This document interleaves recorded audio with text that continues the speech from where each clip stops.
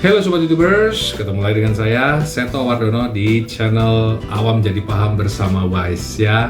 Nah, di konten kali ini kita akan sharing ya tentang bagaimana menjadi lawan bicara yang menyenangkan.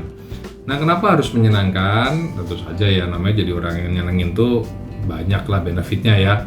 Karena kalau orang tuh senang sama kita atau punya kesan positif sama kita, itu akan mudah sekali menjadi akrab dengan kita. Nah, kalau udah akrab sama kita nih, kita misalnya mau kerjasama atau bisnis atau misalnya kita minta tolong, itu gampang lah ya. Nah, terus orang yang menyenangkan tuh juga penting banget nih ya bagi Sobat Wise yang ingin melepaskan diri dari status jomblo. Nah, bagaimana caranya kita menjadi lawan bicara yang menyenangkan ya?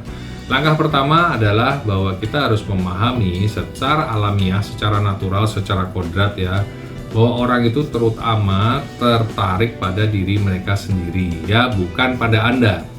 Jadi kalau kita mau bicara topik yang paling menarik yang akan membuat mereka senang bicara dengan Anda adalah topik tentang mereka atau topik mengenai mereka sendiri ya. Jadi kebanyakan dari kita tuh tidak meninggalkan kesan gitu di mata orang lain karena kita sibuk mikirin dan membicarakan diri kita sendiri. Nah, ini gimana sih caranya ya?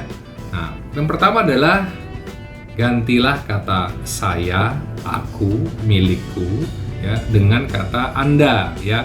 Misalnya ini untuk Anda gitu, atau Anda akan beruntung jika ngelakuin ini gitu. Atau misalnya yang berkaitan dengan keluarga ya, oh ini akan bisa nyenengin keluarga Anda loh. Atau misalnya Anda akan bisa dapat keuntungan nih dari hal tersebut misalnya ya. Nah, itu hal-hal seperti itu tuh akan bisa membuat mereka senang gitu ya. Yang kedua, kita gimana caranya memancing mereka untuk berbicara tentang diri mereka sendiri ya.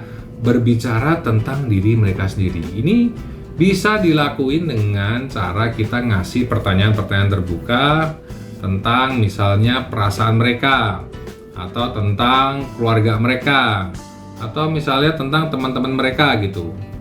Atau misalnya kita punya medsos ya, dia punya medsos, kita bisa lihat story-nya atau feed ya, kita bisa lihat status mereka ya, kita bisa tanyain tuh tentang status mereka. Atau misalnya kita tanyain tentang kebutuhan mereka. Bisa juga kita tanya tentang pendapat mereka, dan mungkin juga bisa tanya apa yang mereka punya gitu, atau kepemilikan mereka ya.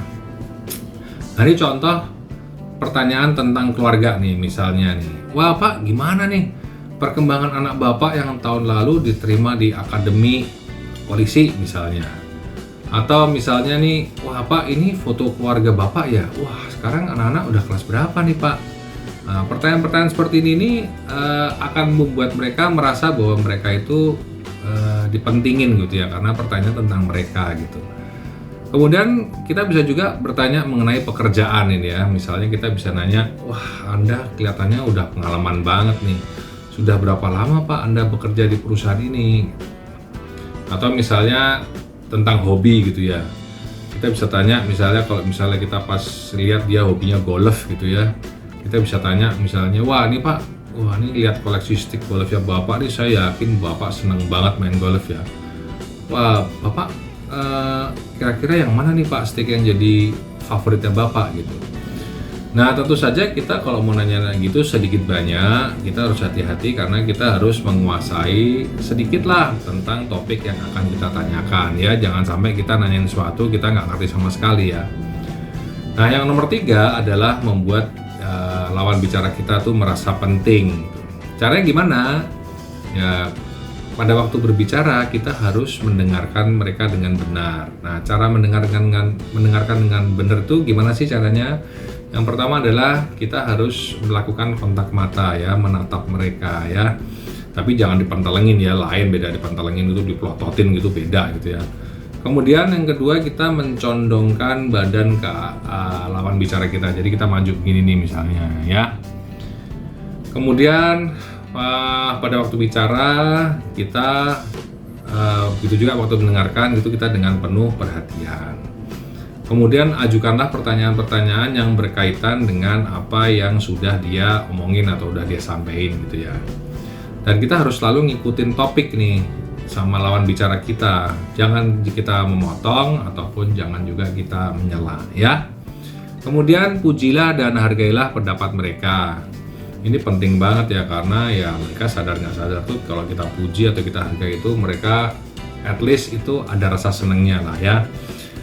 Kemudian untuk lebih akrab lagi, panggillah orang dengan nama mereka ya. Jangan hey kamu gitu, jangan ya. Kalau punya nama panggil nama. Dan selalu sebut namanya dalam pembicaraan nih. Contohnya, nih saya Pak dapat referensi Mbak untuk menghubungi Pak Budi nih ya dari klien saya Pak Agus. Karena rumah yang Pak Agus tempati itu ternyata arsiteknya Pak Budi loh. Nah, hal-hal seperti ini nih bisa cepet banget ya menambah keakraban gitu. Kemudian apalagi nih? Oh ya, berhentilah sejenak sebelum Anda menjawab pertanyaan mereka. Ini penting banget ya, karena kita bisa kelihatan tulus atau nggak sekedar basa-basi gitu ya. Dan kita juga bisa kelihatan kalau kita itu benar-benar perhatian sama pertanyaan mereka. Ya, jadi ini adalah cara-cara yang sederhana yang bisa Sobat Wise praktekkan ya, Sobat Wise praktekkan untuk menjadi lawan bicara yang menyenangkan. Supaya apa sih ya? Supaya segala urusan lancar nih, baik dalam urusan pekerjaan, pertemanan, ataupun mungkin yang masih jomblo ya, percintaan. Nah, ini penting banget ya. Jadi bagi Sobat Wise yang memiliki masalah dalam hal komunikasi interpersonal ya, atau ingin topik yang spesifik, dapat menuliskan pertanyaan di kolom komentar ya. Komentar-komentar dari teman-teman ya akan bisa jadi bahan masukan bagi kami dalam membuat konten berikutnya. Oke, selamat mempraktekkan dan berubah dari awam jadi paham.